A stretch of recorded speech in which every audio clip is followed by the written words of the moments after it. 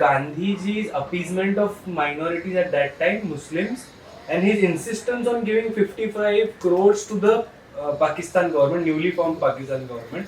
And then they'll say, look, the Khilafat movement had no consideration in India, it was for the Turkish Caliph. Why did he have to do it? It was appeasement of the Muslims.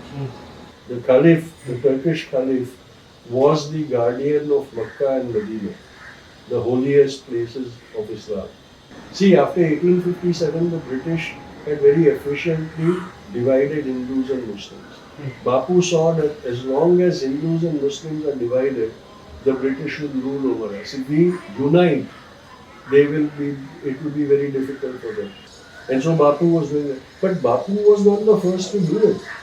If you read history, Lokmanya Tilak, who was a leader much before Bapu, did even more than that.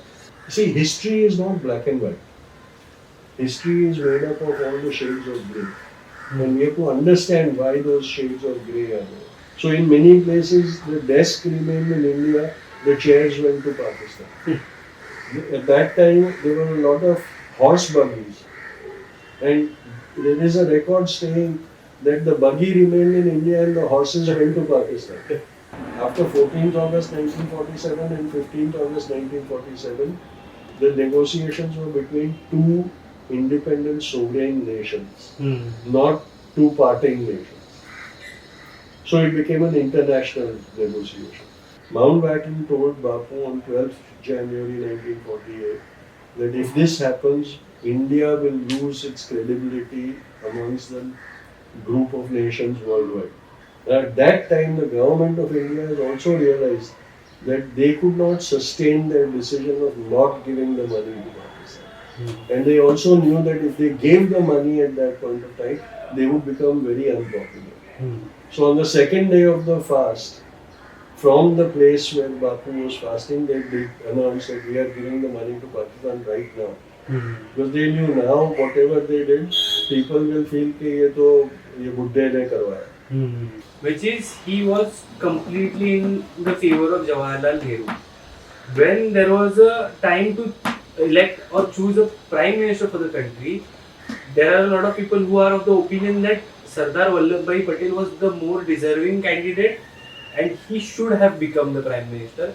But it was Mahatma Gandhi who did not let him become the prime minister.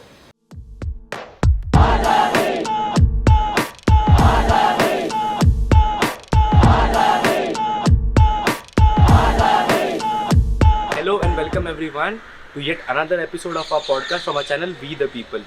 As you guys know that the theme of our channel is to give out genuine and valuable information out in the public domain, and this is what we are going to do through yet another episode.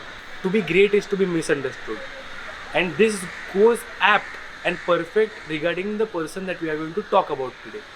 So today we are going to talk about Mr. Mahatma Gandhi, Mohandas Karamchand Gandhi, father of our nation. And we are going to get to know many things about his earlier days, about his role in the freedom movement, his assassination and the things that ensued after the assassination. So to talk about all of those things, today we have come to Santa Cruz, Mumbai to talk to a person that will explain us all these things in a very efficient and a very good manner. So let's get to it. कद था उनका छोटा सा और सरपट उनकी चाल रे दुबले से पतले से थे वो चलते सीना तान गए वंदे में था दम वंदे मातरम वंदे में था दम वंदे मातरम वंदे में था दम Vande Mataram. Another yet baffling type of a controversy that I came across, Gandhiji's appeasement of minorities at that time, Muslims, and his insistence on giving 55 crores to the Pakistan government, newly formed Pakistan government. So why did he feel the need to do that? Did he do that? Like, any clarity on that? I'll answer it in two phases. One is his appeasement of the Muslims. And the Sangh states, cites example of his sympathy for the Moplas after the Mopla rebellion in Malabar, where now, at every retailing, the number of Hindus that were supposedly massacred by Moplas increases tenfolds or hundredfolds. Yes, there was violence. Yes, there was murder, arson, everything.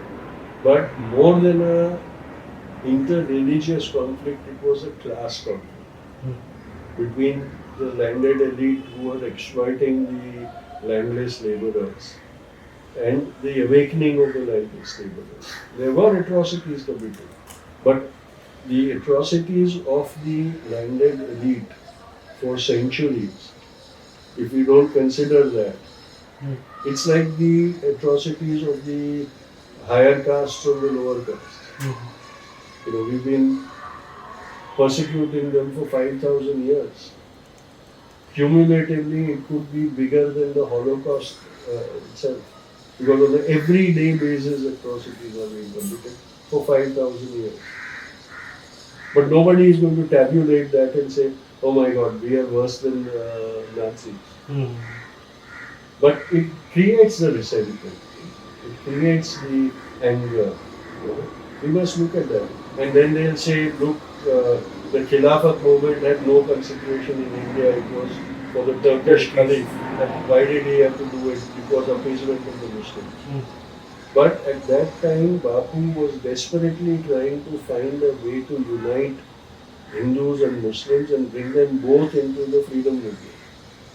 And he said, at the moment, the Muslims are feeling, not because they believed in the Caliph, but it was a religious symbol. The Caliph, the Turkish Caliph, was the guardian of Makkah and Medina, the holiest places of Islam. And the British had dethroned him and made a Christian as the governor of Makkah, Medina. It's like, if we had a Muslim protector of the Ram Mandir. Kind of thing. So, sorry to interrupt you, but this Khilafat movement, as you said, so what was Gandhi trying to achieve through that? Because what were we going to do as Indians? How were we going to control the situation? How were we going to replace the entire Turkish? It wasn't as much to replace or bring back the Caliph. It was to assure the Muslims of India that we will also fight for your causes. You are not alone. See, after 1857, the British had very efficiently divided Hindus and Muslims. Bapu saw that as long as Hindus and Muslims are divided, the British will rule over us. If we unite, it will be very difficult for them. In 1857, Hindus and Muslims fought against the British and we almost succeeded. Till they succeeded in creating rifts. And so Bapu was doing it. But Bapu was not the first to do it. If you read history, Lokmanya Tilak, who was a leader much before Bapu, did even more than that. Yeah. The Lucknow Pact that Lokmanya Tilak signed with the Muslim League of that time gave disproportionate representation to the Muslims as compared to the population, so that they would not feel insecure. So if there was any appeasement, then Lokmanya Tilak was the person who did the political appeasement of Muslims.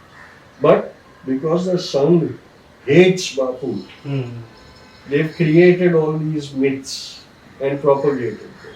Because after getting him murdered, they realized that they had got rid of the human being, but the thought had grown even bigger and more powerful. And for 75 years, they have continued to try to malign that idea. And now they are succeeding in it. But the truth remains that we must understand all these things. Why they have been done, what was the necessity. Unless we understand all that, see, history is not black and white. History is made up of all the shades of grey. And we have to understand why those shades of grey are there. And we must accept that maybe Bapu made a mistake. He was a human being after all. Why don't we allow him to the ability to make mistakes at some point of the other? Don't we make mistakes? Yeah. So if we can make mistakes, we should allow people to make mistakes. Now this is new passion of blaming Pandit Nehru for everything. What Pandit Nehru did was 60 years ago. If you think it is wrong, Why haven't you corrected it? Hmm. What about 8 years now? Yeah. Just keep on saying Pandit Nehru made all the mistakes and that's why we can't do anything. So then what is the use of you being in power for 8 years? Yeah. So, see, we have to see it from that point of view. Now you asked me about 55 crores. I'll give you an example. There are two brothers in a family. They fight with each other. And they decide we can't stay together. We want to divide everything. So division happens. Yeah. Somebody is appointed, they'll come and say, okay, this is the house. There are 15 rooms in this house. The elder brother will get so many rooms, the parents will get so many rooms, the younger brother will get so many rooms. Then they'll come to the pots and pans and everything, and they'll say the elder brother keeps this much, the parents keep this much, the younger brother keeps this much.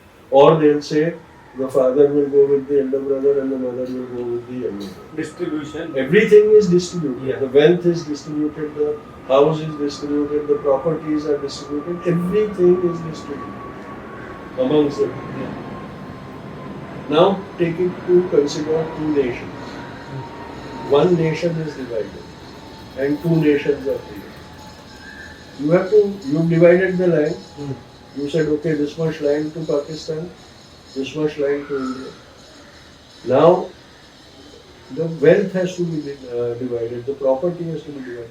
If you study the history of the partition, you will see that there were committees who sat and divided. See, they couldn't divide the buildings. The buildings had to remain where they were. So they said, okay, all the government buildings will remain with whoever in whose territory it is. That's it. But they sat down and divided the furniture in those buildings. They listed all the cupboards, they listed all the desks, they listed all the chairs, and they divided according to the formulas that they had arranged. So in many places, the desk remained in India, the chairs went to Pakistan. At that time, there were a lot of horse buggies, and there is a record saying that the buggy remained in India and the horses went to Pakistan. Everything was divided. Finally, the British said, we have the joint kitty of British India, which has to be divided between the two of you. You decide who gets how much so that you can divide that and we will be free from it. So the negotiations were happening between the Pakistani representatives and the Indian representatives right up till 14th August 1947. Now, on the morning of 14th August, Pakistan was going to be created. A nation, once it is created, it has to take responsibility for its running, all the expenses. If a government is told that for the next 24 hours, you have no money, they can't administer. Even for 24 hours, they can't administer. The greatest fear of a government is a financial lockdown where they won't have money to spend and the whole country is paralyzed. So on the midnight of the 13th of August, money had to be given to Pakistan so that next morning when it came into being, they had money in hand. Function. Yeah, to function. So they said, Abhi kya karega? Abhi we have not still come to a agreement. So they said, okay, we'll give you 22 crores to काम चलाने के लिए, and then we'll sort out if at the end of our negotiations you are to get more than that, then the balance will be paid to you. If it is decided that you got more than your share, then you give it back to us.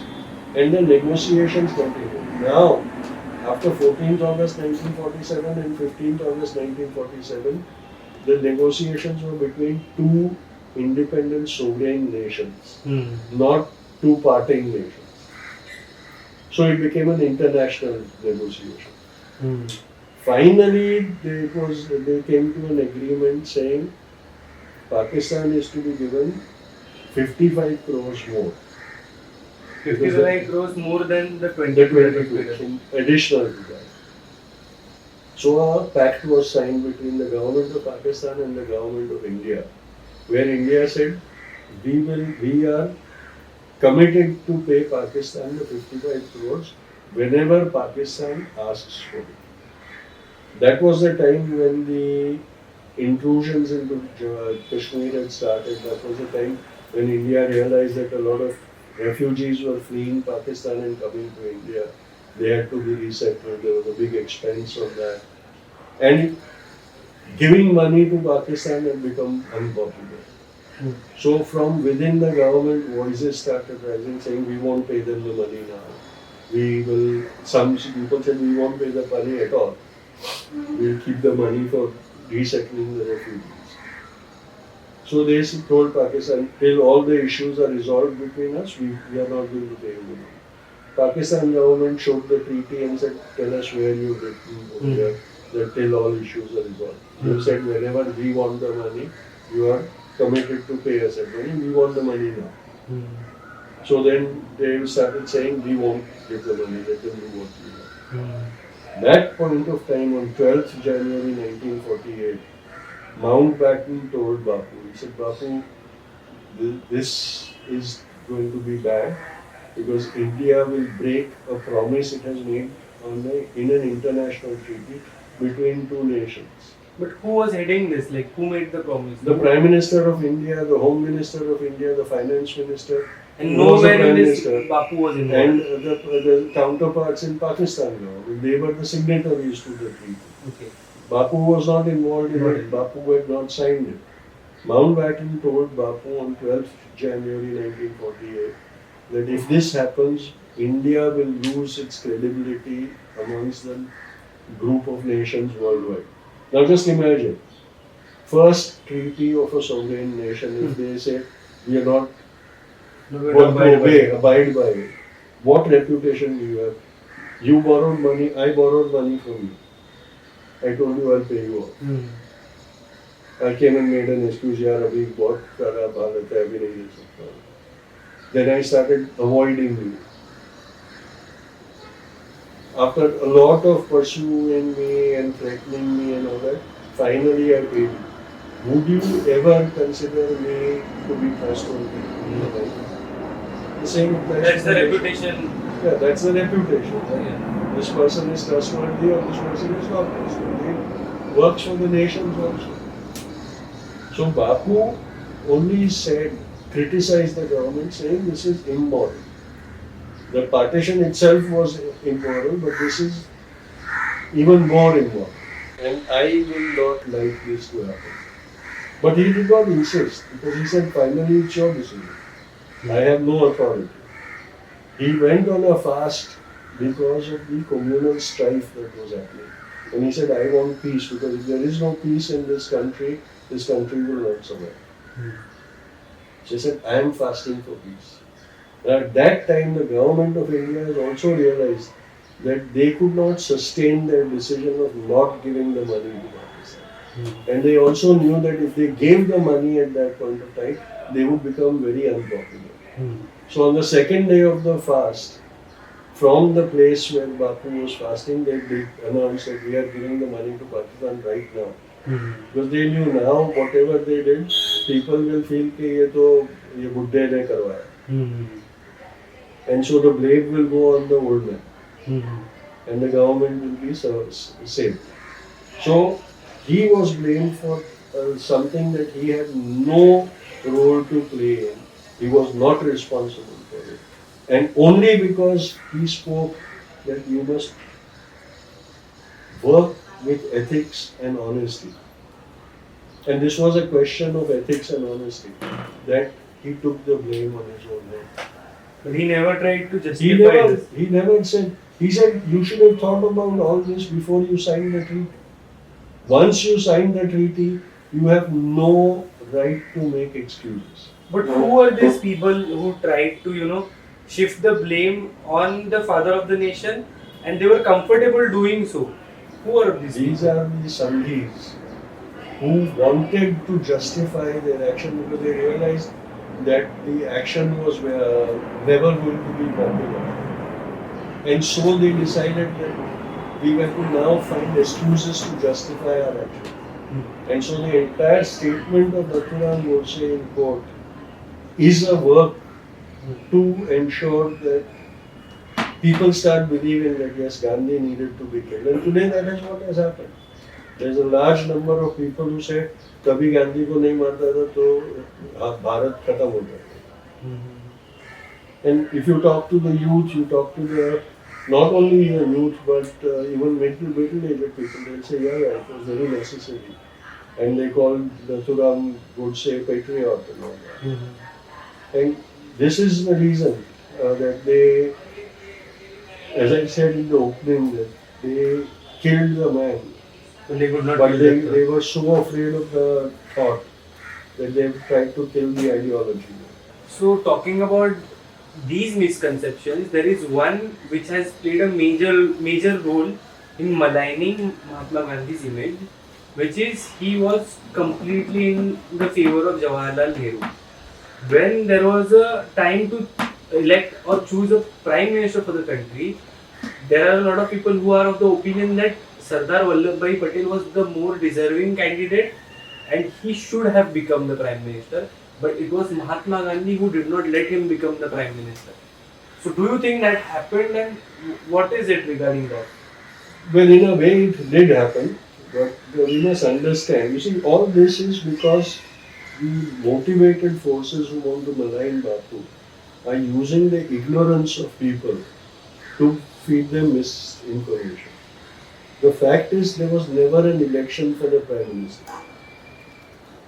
The Congress president used to be elected, and the tradition was that the regional Congress parties would have an election, vote for their candidates, and then the results would be sent to the Central Congress Committee, and it would be left to them to decide who would become the president of the Congress.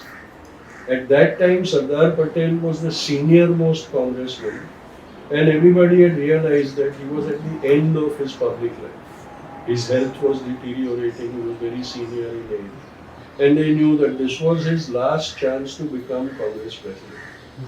But it also so happened that that coincided with the transfer of power. And that was a very crucial time because all the negotiations were happening with the British for intense negotiations were happening with the Muslim League to prevent the partition, to form the India of the future and everything. Now, if you look at the correspondence between Bapu and Sardar Patel throughout the 40s, the decade of 40s, you will see that every letter that Bapu wrote to Sardar Patel, the first few lines would be concerned about Sardar Patel neglecting his health and his deteriorating mind. Bapu was very concerned because Sardar, in his workaholic sense, he was neglecting his health and it was failing bad.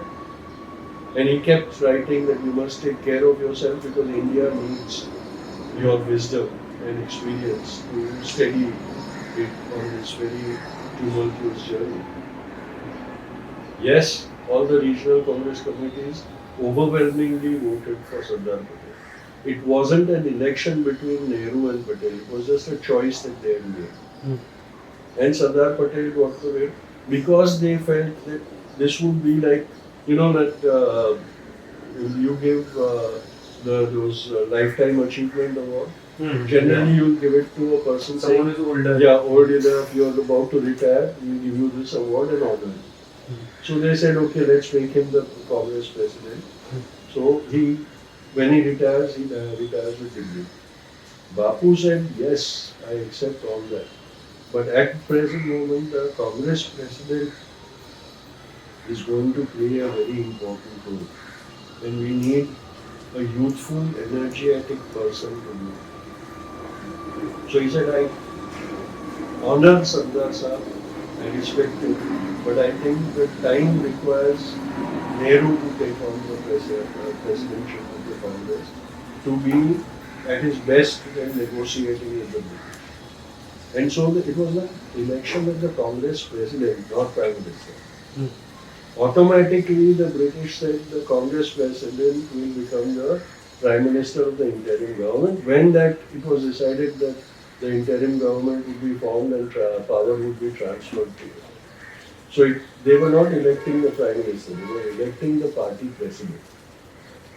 This confusion has been very intentionally created by the son to say that, look, Sardar Patel would have. Remember one thing, post-independence, Sardar Patel survived only for 2-3 years. And out of that, major part of it, 2 months after Bapu's murder, Sardar Patel was bedridden because he had a severe series of heart attacks and things. And so he was ineffective during a very crucial time when the government needed steadiness. Now, in comparison, look at Pakistan. Quaid-e-Azam Jinnah was terminally ill. 6 months after Pakistan came into being, he was bedridden. He was sidelined and he died. And then Pakistan degenerated into chaos because the second level of leadership kept fighting with each other. And every 6 months the Prime Minister would be deposed or murdered. And then finally the army took over. But because India had a steadying hand for the first almost 2 decades, we stabilized and we grew on that. And that is the vision that Bapu saw for India. And that is why he said Nehru is the right person. He is young enough, he is energetic enough, and he will be the steadying hand for a longer time than Sardar Patel. We'll get back to some other misconceptions, but now I want to know about a thing which has baffled me, and it is my curiosity that I want to know about it. Gandhiji was assassinated on 30th January 1948 by a man named Nathuram Godse, and the things that happened after his assassination, like the assassination trial, because I am curious about the trial part. As lawyers, as advocates, we are curious about that part. So I want some clarity from you regarding that who all were involved, what role did each person play, and as you have mentioned multiple times, and we have also read in many places, that what was the involvement of Savarkar in Gandhi's assassination? What was the role played by RSS in Gandhi's assassination? 2 of them played a very crucial role in the murder of Bapu. You must understand and know the fact that before 30th January 1948, there were 5 attempts on Bapu's life, known attempts on Bapu's life, right from 1934 onwards, when there was no question of Pakistan, there was no question of 55 crores, there was no question of Muslim appeasement, nothing of that sort. A hand grenade was thrown at his motor car in Pune. And in all those failed attempts, Savarkarites and people from Pune were known to be involved. When he was going to receive felicitation from the Pune City Council, a hand grenade was thrown on his car. He survived that because the hand grenade rolled off and exploded a little distant from the car. In Panchgini, Godse was caught and wrestled to the ground when he was rushing to Bapu with a dagger in his hand, in his prayer room. And Godse, Apte and Thatte led a gang of people who went around that whole week shouting slogans against Bapu in Panchgini while he was staying there. And Bapu refused to file a complaint against Nathuram Godse, and he said, "You come and stay with me, I want to talk to you and find out why you are so angry with us." Even then there was no question of Pakistan. When he was leaving Sevagram Ashram to meet Jinnah, to persuade him not to insist on a separate nation, the Hindu Mahasabha and Savarkarites and RSS people were campaigning outside Sevagram Ashram to stop him from going to meet Jinnah. At that time, Godse and his group were arrested because Godse was found to carry weapons, daggers and things. When Godse was known in Pune, that when he got angry, he would rush and threaten people with knives and daggers which he used to carry on his person. Even his own Hindu Mahasabha people he had dealt with that. So 3 instances already before partition. When he was going from Mumbai to Pune, his train was derailed in the ghats in Kasara. And the train driver said it was sabotage because stones, big boulders were intentionally put on the tracks when they knew that there was no other train going, only the Gandhi special was going. What is more uncanny is Bapu mentioned this accident in his prayer meeting and said, I don't know why people keep wanting to kill me, but they should remember that there are other people. They can kill me, but there are other people traveling with me, and if they do this, their lives are also in danger. So why do they want to kill those innocent people? And then jokingly he said, but I want to tell those people that I'm going to live for 125 years. They should not waste their energy in killing me. 3 days later, from a meeting on the stage of the Hindu Mahasabha, Nathuram Godse got up and said, Gandhi म्हणतात की ते 125 वर्ष जगणार आहेत, पण त्यांना तेवढं जगू देणार कोण? This is reported by the police in the IB reports from that time. And a Congress leader also claimed to have heard it himself because he was present in that. So why was this continuous attempt on Bapu's life before partition, before 55 years, and in all of them the Hindutva forces of Savarkar and RSS were known to be involved. What was it that was causing them? In 1934, the only reason that these Sanatanis were angered by Bapu was because he had started the campaign for the upliftment of the Harijans. Okay. He was opening the village wells to the Harijans. He was insisting on them allowed to enter temples, which had angered the Sanatanis. And so, I very strongly believe that all these excuses were made, Pakistan and Muslims and 55 crores, were excuses that they thought up after murdering Bapu. The reason they murdered him was their anger that he had empowered people, the scheduled castes, the lower caste Hindus who were for centuries oppressed, were now raising their head and claiming their share in the nation. And the Brahmins did not accept that. And that is why he was murdered. All these justifications that were made, accusations that were made, were afterthoughts. Very cleverly written by Savarkar, who was in the same cell as Nathuram Godse during the entire trial.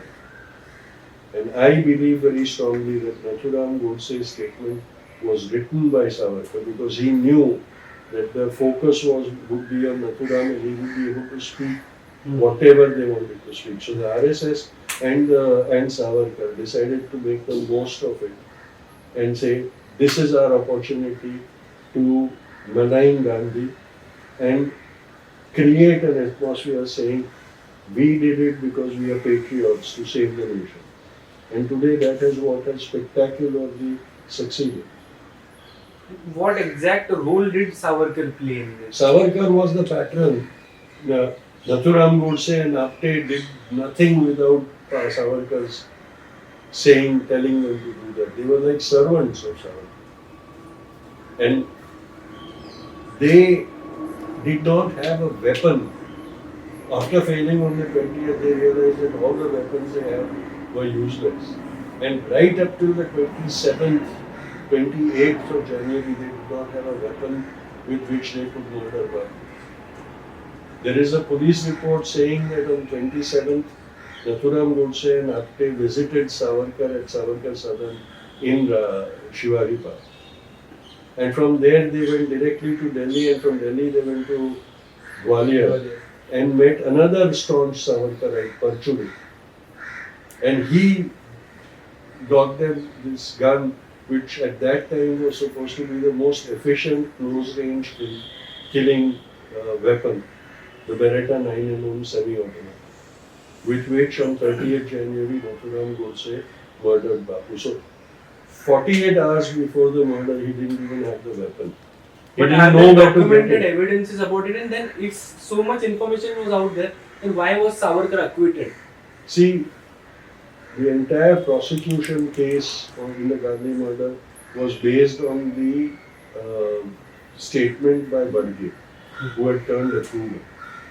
And then evidences were collected to convict the accused. Nathuram Godse, eyewitnesses had seen him murdering them. The prosecution was able to establish the fact that both Apte and Karkare were present during the attempts on 20th as well as the 30th. The prosecution was able to connect the attempt on 20th with the successful murder on 30th as being from the same people. Now, Badge had given the information about how Savarkar was involved, how Savarkar was the patron and everything. But when it came to the court, the prosecution only put up two evidences to nail Savarkar. One was a phone call that was placed from Hindu Mahasabha to Savarkar Sadan on 20th January. And the other was the confession of the lady who had taken Apte and Nathuram from the other station to Savarkar Sadan and dropped them off over there. And she came and told the court that yes, I brought them to Savarkar Sadan, they got down over there. But the defense said that okay, she is reliable till she dropped them off outside Savarkar Sadan, then she left. She didn't know that they went inside the Savarkar Sadan and met Savarkar. If you look at the trial, the defense has not challenged any other convicts, the accusations against them. Only when Savarkar was prosecuted, the defense sprang into motion and was able to discredit these two evidences. And that is where the court said that according to the criminal procedure, we need two independent corroborative evidences to be presented to justify the approver's confession. And because in Savarkar's case the prosecution did not present more than the adequate amount of evidence, we have no choice but to acquit. So do you think it was a failure of evidence collection, the judiciary, the mechanism, or if there was a system like which is in place in today? It was all a combination. It's all a combination. There was a need to two people were going to be convicted, two people were going to be executed for the murder of one person.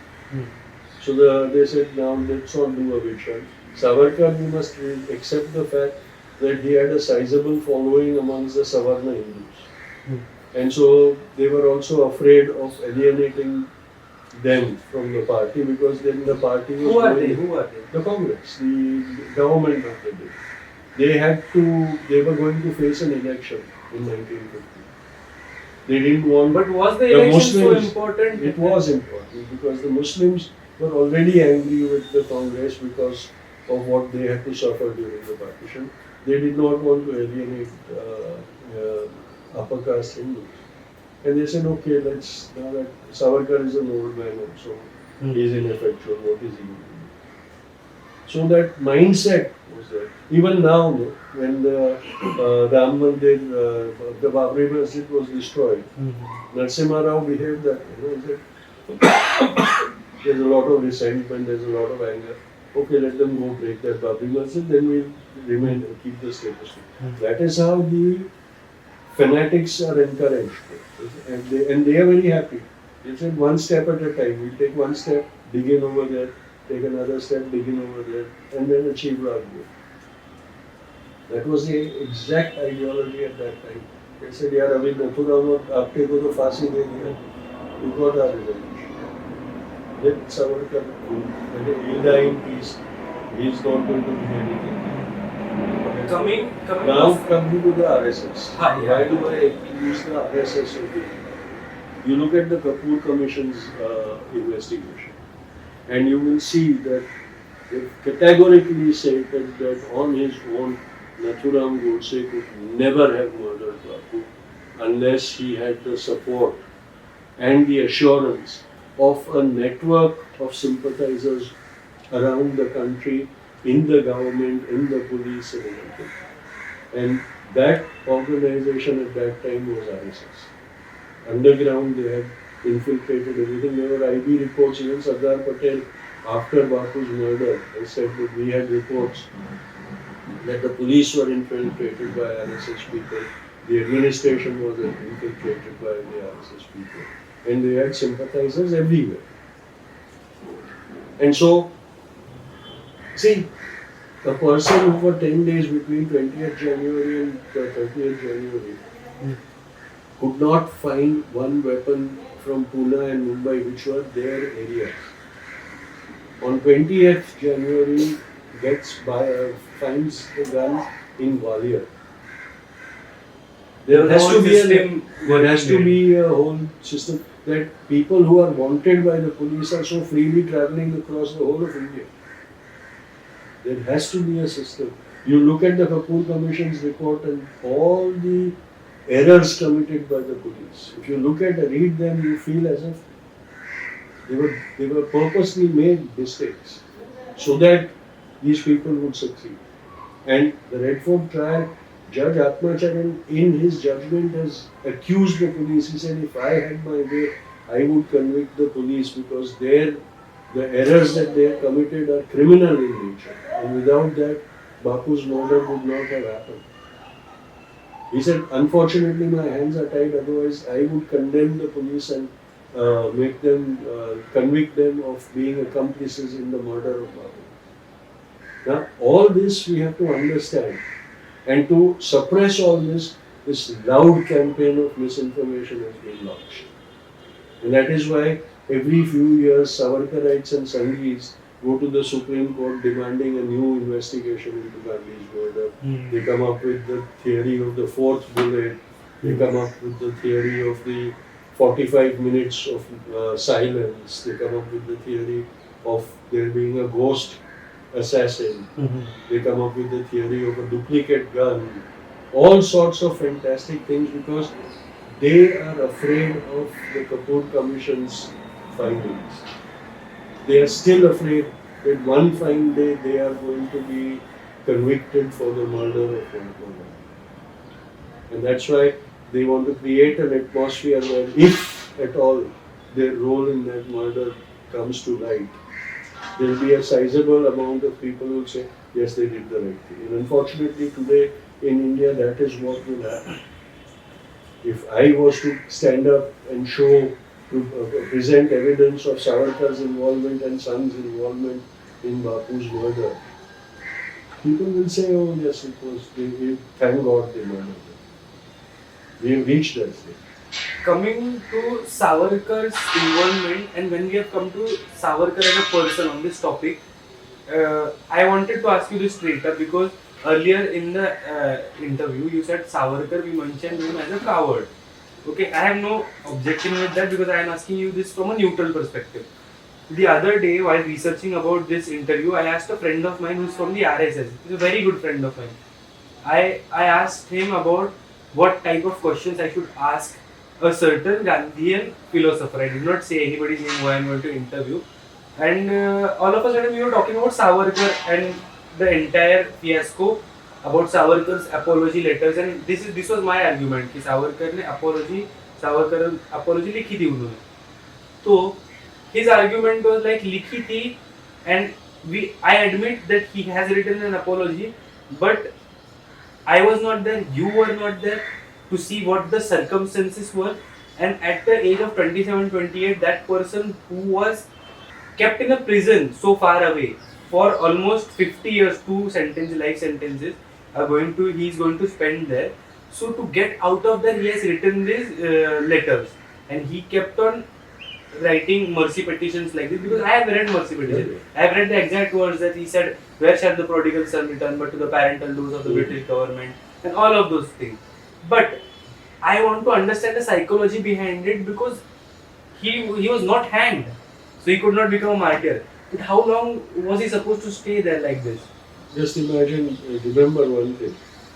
There were other political prisoners who were also sentenced to the Karakara.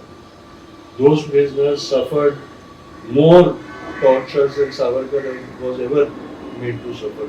All the myth about the inhuman tortures he was made to suffer is a myth, just like the self-proclaimed title of Veer. Nobody else gave him the title. One of his fictitious writings, he started calling himself Veer, and his followers took up that name. Unlike Bapu, who never called himself Mahatma. It was others, Jivraj Mehta initially, and then Rabindranath Tagore, who started referring to him as Mahatma, and then it became popularly given title. Savarkar called himself Veer, and his followers, in their adulation, added Swatantra. So it wasn't a natural, spontaneous title. It was all a political strategy, because they knew that he was actually a coward who had taken. I'm not saying that because he wrote the mercy petition he was a coward. I'm saying because nobody else who was sentenced to that much in Kalapani, who remained in Kalapani till India got independent, did not take mercy, did not ask for mercy, did not ask for leniency, suffered all the tortures and indignities over there. If you don't call Savarkar a coward, then you are insulting all those people. You are insulting our martyrs like Bhagat Singh, Chandrasekhar Azad and Ashfaqullah Khan, who gave up their lives. They were also in their 20s. They were not 50 years old who had enjoyed life and said, Abhi kya farak padta hai, mat kya kar. They were also right in their pride. They preferred to die than become slaves of the British. Savarkar not only wrote mercy petitions, he negotiated a pension for himself. He lived on that pension all his life. And after getting free, even when the Congress government finally liberated him from the house arrest in Ratnagiri, show me one place where he's talked about the freedom movement and his support for the freedom movement. All he has done after that is to raise anti-Muslim sentiments and anti-Gandhi sentiments all over. Is that how a brave heart behaves? When the whole country, Netaji Subhash Chandra Bose on one side and the Congress on the other side, are fighting for the freedom, this coward is helping the British by recruiting young people to fight on the British side, when he knows that those soldiers are going to be used against Netaji Subhash Chandra Bose's INA.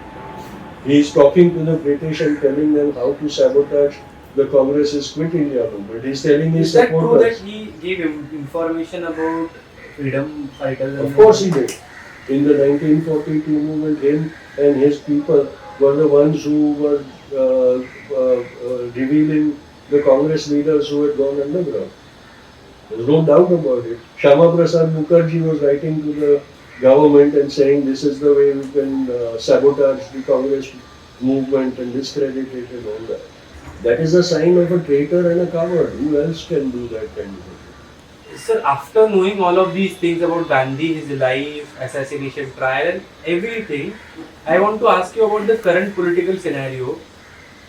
Congress party praises Gandhi, the BJP praises Gandhi, the RSS even praises Gandhi.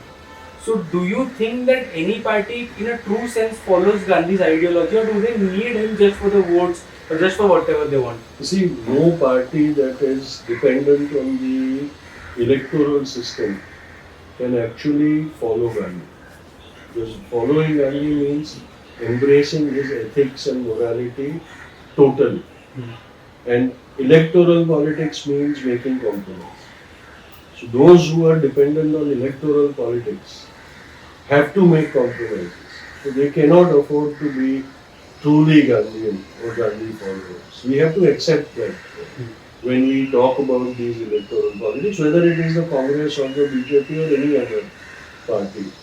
They have to either say we are not interested in power, we are not interested in electoral politics, we are just going to be in public service. Then they will cease to be political parties. So let's start from that and give them that benefit of the doubt that it's impossible to become Gandhian and be in electoral politics. And sir, after I have heard all these things from you, the true information, and you have written in your book Let's Kill Gandhi. So why did you feel the need to write this particular book and this particular topic? Why did you have to mention all of that? Because I wrote that book because when the misinformation campaign of justifying Bapu's murder and maligning Bapu was becoming louder and louder. And it used to anger me because I had heard a different side of it. And finally, I came to the realization that if I felt it was wrong, then I had to put my case to the people. And so, Let's Kill Gandhi came out of that anger that I felt, the resentment that I felt, and the responsibility that I felt that I should also tell the people the truth I know and I believe in. And so that's where I started researching. The other reason was that all the biographies of Bapu that were written, if you look at it, there would be 600 pages, 1,000 pages, or even more. And only the last 2 pages would be about the murder of Bapu. And when I was researching the book, I came across the previous attempts, I came across the campaign to malign Bapu and the strategy, the conspiracy and all that. And I said, I must tell this to them. And so my book talks about, in 1,000 pages, talks about what others have written in 2 pages. And that is where my book is the most comprehensive record. Today everybody calls it the encyclopedia of the conspiracy of Bapu's murder. More than 5 books have been written based on my book today. How long did it take for you to research? Research and writing took me almost 5 years. It was a struggle of 5 years. 5 years. And so even today it is considered to be the most comprehensive data of not only the murder, but about the murderers, about the plot, about the investigation, about the trial, and about the Kapoor Commission. Everything put together in one. I want to ask a couple of questions regarding the current scenario and regarding your own political ambition. Like we see descendants of great people who have political ambitions and who are working in different upper house, lower houses, who are working in the policy making of the country. So don't you think you should be a part of it, and do you have any political ambition as such? I used to have political ambitions. At one time I was desperate to get a political career. But then I saw electoral politics from very close up and I realized that I didn't have the capabilities that were required to have a political career, electoral political career. I'm not that kind of a disciplined party person. I cannot follow a whip if it does not convince me. And so I realized that I wasn't fit to be an elected politician, and in that time I discovered public service and activism and things, and I decided that way I could serve the society equally. And so I finally said I don't have any. Every time there is elections, people come to me, there's pressure on me to stand for elections and things, but I don't think I'm fit to be in electoral politics anymore. And so I've decided not to be a part of it. That's a really honest opinion that you yourself gave, because what I took out of it is you are a great activist, you are a great social worker, you are a great influencer, but you are not a seasoned politician. I'm not. You don't know the tricks about Yeah. how to be deceitful, how to deceive somebody, how to play all those And things. how to be immoral. That is the greatest requisite to be. How to be selfishly immoral. So sir, while ending this episode, I just have a final question for you. First of all, thank you very much to sit for this interview we have been here for like 2 hours, and I'm really grateful for it.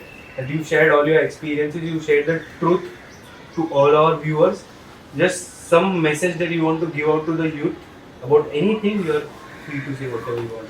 Well, if I'm talking to the youth, what I would say is discover the Gandhi within you. In all of us, there is a Gandhi and there is a Godse.